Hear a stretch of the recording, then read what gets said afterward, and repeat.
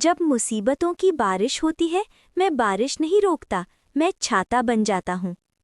तुम मुझसे अपनी सारी समस्याएं दूर करने को कहते हो। अगर मैंने ऐसा किया तो तुम मजबूत कैसे बनोगे?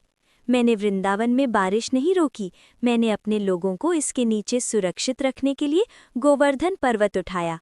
बाहर तूफान का शोर था, लेकिन अंदर वे सुरक्षित थे और मेरे साथ नाच रहे थे। आसान जीवन के लिए प्रार्थना मत करो, मजबूत कंधों और इस विश्वास के लिए प्रार्थना करो कि मैंने तुम्हें ढक रखा है। तूफान को गरजने दो, तुम मेरी शरण में हो।